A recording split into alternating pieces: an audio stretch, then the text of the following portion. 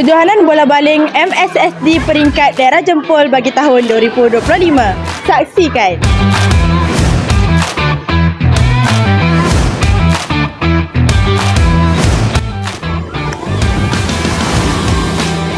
Bertempat di Kompleks Sukan Palung 2, kejohanan ini telah menghimpunkan sekolah-sekolah hebat dari seluruh daerah jemput.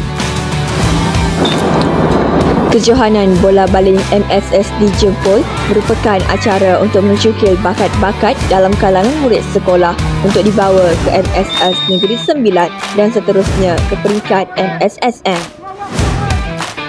Antara sekolah yang menyertai kejohanan bola baling bawah 12 tahun ialah SK Loy Timur, SK St. Eden, SK Raja LS3, SK Ferda Palung 2, SK Jempol, SK Serting Ulu, SK Tengku Muda Serting, SK Palung 4, SK Serting Hili Kompleks, SK Ferda Serting, SK Loy Selatan, SK Loy Muda, SK Sungai Loy, SK Batu Kikir dan SK Palung 12.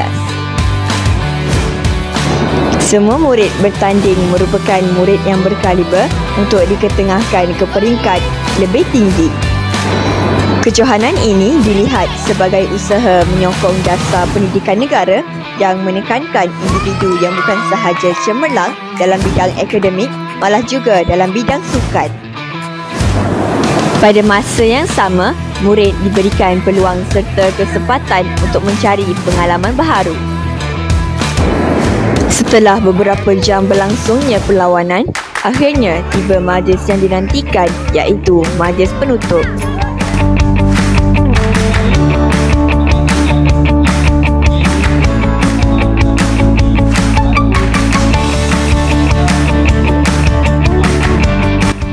Kejohanan yang berlangsung sepanjang 2 hari ini telah mencatat sejarah pencapaian. Tempat pertama dimenangi oleh SK Loy Timur dan tempat kedua dimenangi oleh SK Jempol bagi kedua-dua kategori lelaki dan perempuan. Alhamdulillah, SK Sungai Loy juga antara sekolah yang mendapat tempat dalam kejohanan ini. Kami berjaya menyandang tempat ketiga dan dikalungkan pingat gangsa dalam kejohanan ini.